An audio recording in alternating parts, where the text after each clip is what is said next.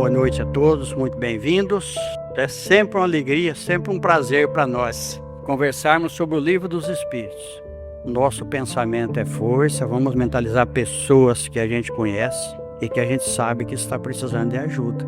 Nós temos condições, nós estamos num ambiente em nome de Jesus. Então nós vamos começar a nossa reunião. O Livro dos Espíritos, de Allan Kardec. Assunto de hoje: ideias inatas. Nós colocamos essa figura aqui, a gente já repetiu essa figura algumas vezes, porque hoje nós vamos falar de ideias inatas. Nós temos esse corpo mental, onde está arquivado todos os nossos atos, desde que quando começamos a ter o pensamento contínuo como espírito. Toda a nossa trajetória está ali armazenada. Não tem como a gente se desvencilhar desse corpo mental. Inclusive, quando o espírito ele chega num grau superior de espírito puro, ele conserva o corpo mental. Ele tem condição de manipular a matéria totalmente. Ele tem domínio total sobre a matéria. Nós já mostramos a escala aqui em reuniões anteriores. Então, é muito importante a gente entender isso daí. Que a gente tem o espírito, o corpo mental, o corpo espiritual, esse duplo etérico, que aqueles fogos fatos, que muitas vezes a pessoa vê aquela energia azulada nos túmulos principalmente, é esse duplo etérico que ele está se desfazendo ali. E o corpo físico, onde reflete toda a nossa existência. Então nós vamos começar a nossa reunião. O espírito encarnado conserva algum traço das percepções que teve e dos conhecimentos que adquiriu nas suas existências anteriores? Resta-lhe uma vaga lembrança, que lhe dá o que se chama de ideias inatas. A teoria das ideias inatas não é, pois, uma quimera. Não, os conhecimentos adquiridos em cada existência não se perdem. Libertado da matéria, o espírito os conserva. Durante a encarnação, ele pode esquecê-los em parte momentaneamente, mas a intuição que deles guarda, ajuda o seu adiantamento. Sem isso, deveria sempre recomeçar. O espírito parte em cada nova existência do ponto em que chegou na existência anterior. Olha que importante para nós essas informações. Então nós estamos vendo aqui que está armazenado naquele corpo mental que nós comentamos, o espírito parte em cada nova existência do ponto em que chegou na existência anterior. Então, é o progresso. E no Livro dos Espíritos, numa outra questão, está perguntando se o espírito pode retrogradar. Ali diz que não, ele pode estacionar, mas voltar para trás sem chance. Então, muitas vezes, a gente pega, até dentro de uma profissão mesmo, a gente tem facilidade. Muitas vezes a gente sabe que aquilo ali já aconteceu anteriormente. Olha que coisa interessante. Nós vamos ver os grandes cientistas que desenvolveram coisas benéficas para nós, principalmente eu sempre lembro de Louis Pasteur, que era um homem muito religioso e que ele fala se descobrir, né? Porque já existe, é uma lembrança que a pessoa tem no plano espiritual, ele estudou aquilo, ele reencarna, ele tem um compromisso espiritual, ele tem uma missão. Então há uma preparação muito grande. Nós vamos ver isso no livro Missionários da Luz, a reencarnação de Segismundo, onde o espírito que está preparando a reencarnação dele vai ver o gráfico, nós já comentamos aqui, ele ia ter um problema de coração na idade madura, e o espírito diz para ele o seguinte: eu não quero você de volta antes dos 70 anos. Então houve uma programação, nós podemos antecipar a nossa vida, cometendo suicídio, muitas vezes inconsciente, muitas vezes consciente mesmo, nós podemos ir para o outro lado antes da hora. E nós podemos prolongar também. O Chico Xavier, ele teve algumas moratórias. Divaldo Pereira Franco teve algumas moratórias. Quando o espírito está sendo útil na Terra, ele está sendo um instrumento de Deus, a vida dele pode ser prolongada. Eles dão sempre. Nós vamos ver isso também num livro do Divaldo Pereira Franco,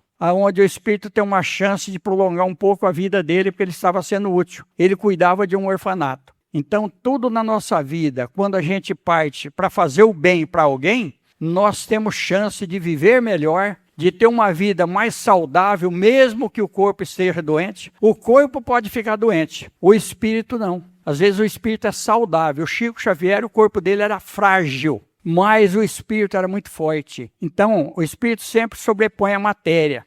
Olha que coisa interessante. Então a gente vê isso na nossa sociedade. Muitas vezes a dor que um sente, o outro, aquilo ali ele até ignora, porque cada um tem uma percepção, cada um tem um sentimento.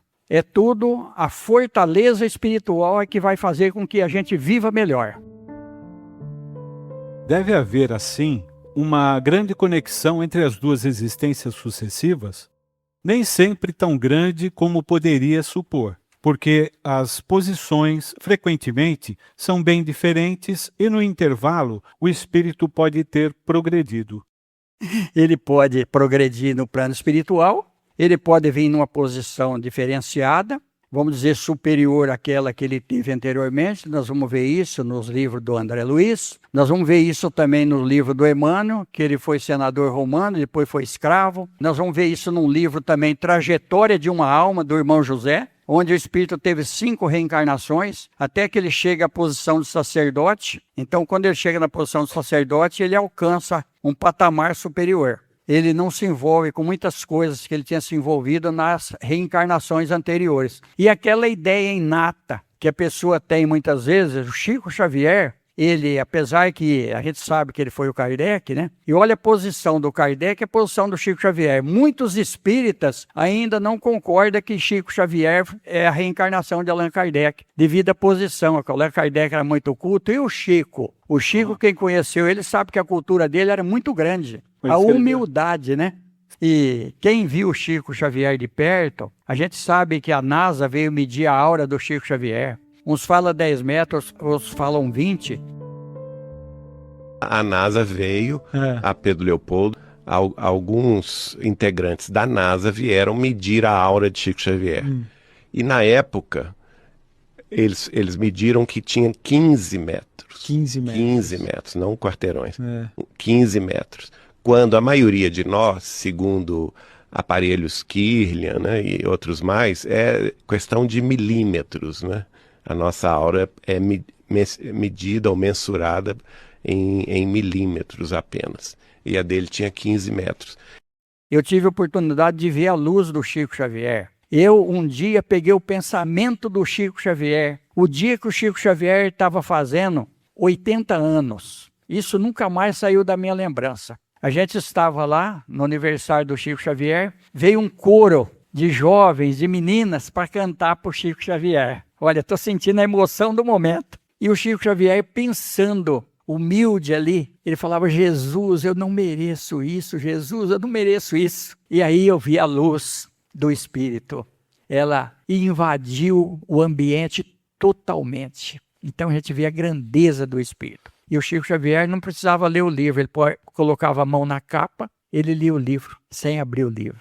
Olha só, aquele fenômeno déjà vu é muito interessante. Muitas vezes nós chegamos num lugar e nós identificamos o lugar. Nós já passamos por ali antes. Se a gente chegar nesse lugar e o lugar estiver totalmente modificado, mas a gente sabe que esteve ali, nós passamos por ali em outra encarnação. Houve um progresso, o local foi modificado. Se a gente chegar nesse local, identificar todas as coisas que tem ali, idêntica àquilo que nós sonhamos, porque foi no desdobramento, então nós estivemos ali na encarnação atual, em desdobramento. Quando o local é modificado, nós vivemos ali numa outra época. Então a nossa vida tem uma história. Todos nós temos uma história, todos. Nós estamos aqui por isso. Graças a Deus, graças a Jesus. Qual é a origem das faculdades extraordinárias de indivíduos que, sem estudo prévio, parecem ter a intuição de certos conhecimentos, como as línguas, o cálculo, etc. Lembrança do passado, progresso anterior da alma, mas do qual não tem consciência. De onde queres que elas venham? O corpo muda, mas o espírito não muda, embora troque de vestimento. Olha, isso é tão interessante. O Chico Xavier, ele disse o seguinte, quando ele pegou o Evangelho segundo o Espiritismo, ele já sabia o conteúdo inteiro, mas apesar que foi ele que escreveu lá atrás, né? Então olha a nossa vida, nós vivemos em determinados lugares, né? E a maior parte das pessoas que estão reencarnadas no Brasil, segundo Chico Xavier, viveram na França, principalmente, que a França era o berço da cultura na época que surgiu a doutrina espírita. E olha que coisa interessante. O Brasil teve uma influência muito grande na codificação da doutrina espírita. O café brasileiro tinha invadido os mercados na França e o governo francês estava muito preocupado. E à época, ele incentivou os pequenos colônios a cultivar o café na França. Isso está num livro que chama O Druida Reencarnado. É a história de Allan Kardec. E durante uma viagem do pai das duas meninas, que foram as principais médias do Kardec, no navio o espírito Zéfiro comunicou por intermédio de uma delas e disse o seguinte, que eles iriam encontrar o chefe de uma doutrina que iria surgir, revolucionária, progressiva, que era justamente Allan Kardec. Quando eles chegaram no local determinado pelo governo francês, onde havia uma reunião, houve um encontro com Kardec numa das reuniões que o Kardec foi convidado. As duas meninas estavam lá. Uma delas recebeu o espírito Zéfiro e ele disse para o Kardec, primeiro ele falou para o pai das meninas, eis aí o chefe, referindo-se a Kardec. E depois ele saudou Kardec numa saudação druida, que foi onde o Kardec viveu antigamente nas Gálias. E aí confirmou-se que era o Kardec. Então, o café brasileiro fez com que surgisse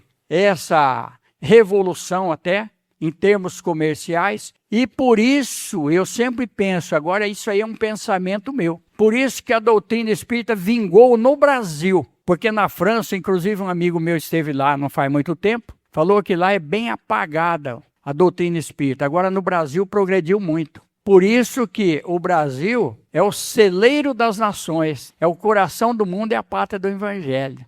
Aí perguntaram para o Chico Xavier, se o Brasil é a pátria do Evangelho, é o coração do mundo, por que acontece tantas coisas no Brasil que são contrárias à lei de nosso Senhor Jesus Cristo, a lei de Deus? Aí Chico Xavier falou, veio aqui o governador do mundo e nós crucificamos ele. O que nós podemos esperar para nós? Nós precisamos progredir. Em mudando de corpo, podem perder-se certas faculdades intelectuais, deixando-se de ter, por exemplo, o gosto pelas artes?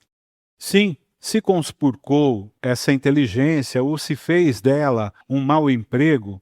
Ademais, uma faculdade pode permanecer adormecida durante uma existência, porque o espírito veio para exercitar uma outra que com ela não tem relação. Então, ela fica em estado latente para ressurgir mais tarde. Olha só, aí está a diferença de personalidade, vamos dizer assim, do Chico Xavier para o Allan Kardec. Porque o Chico Xavier já veio e nós vamos ver uma informação no livro Obras Póstumas, onde o Espírito Verdade vai dizer para o Kardec que ele ia reencarnar e começar a trabalhar desde muito cedo. E a gente viu que o Chico Xavier, desde jovem, ele começou a psicografar, ele começou a trabalhar. E no início era 100 livros e cumpriu-se a meta e a missão dele foi se prolongando. A partir do momento que ele começou realmente, porque o Chico Xavier foi muito tentado. Tem um livro que chama O Santo dos Nossos Dias. A filha do embaixador da Argentina se apaixonou pelo Chico Xavier. Ela queria de todo jeito casar com o Chico Xavier. E olha que coisa interessante, o pai dela veio conversar com o Chico Xavier. Falou para o Chico Xavier o seguinte, falou, olha, tudo que a minha filha quis até hoje, eu realizei. Apesar do senhor ser um homem grosseiro, ser um matuto, ela quer casar com o senhor e nós vamos fazer o casamento. E olha que situação que o Chico passou. Ela pediu uma entrevista com o Chico Xavier, eles entraram numa sala para entrevista, ela trancou a porta. O Chico Xavier falou, minha filha, eu não vim para o casamento, eu não posso casar com você. E o homem começou a ameaçar o Chico Xavier. Chico Xavier apelou para o Emmanuel. Falou, Emmanuel, dá um jeito porque eu estou atormentado. Me ajuda.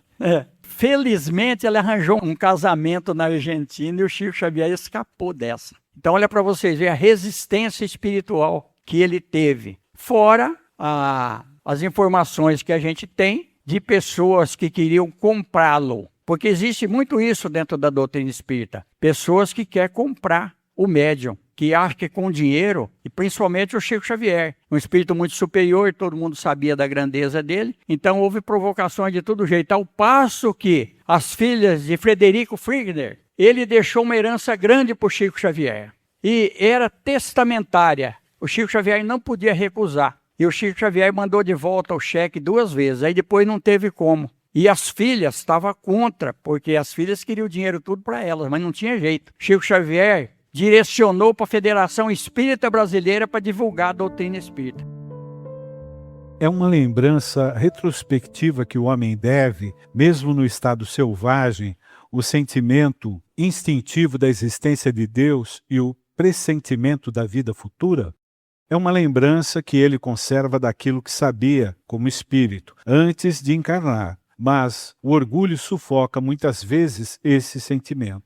Olha só, no livro Consolador, de Emmanuel, ele está dizendo dos maiores obsessores do homem. Primeiro o orgulho, depois a vaidade, depois a presunção, depois a preguiça e a falta de interesse de ajudar o próximo. Esses são os maiores obsessores do homem. Quando foi perguntado quais eram os maiores obsessores do homem. É a essa lembrança que se deve certas crenças relativas à doutrina espírita e que se registram em todos os povos?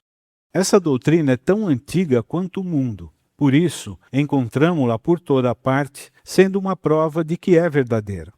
O espírito encarnado, conservando a intuição de seu estado como espírito, tem consciência instintiva do mundo invisível. Porém, muitas vezes, os preconceitos falseiam essa ideia e a ignorância a mistura com a superstição.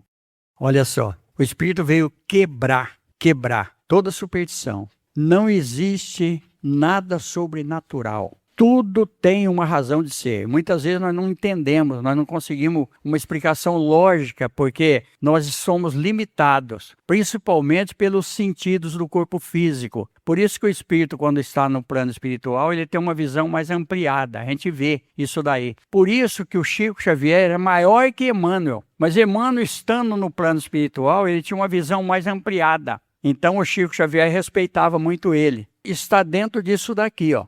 A superstição, o preconceito. Existe muito preconceito em relação à doutrina espírita.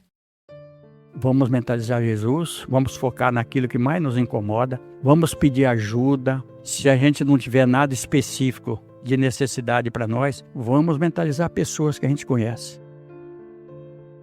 Assunto da próxima semana: pluralidade das existências.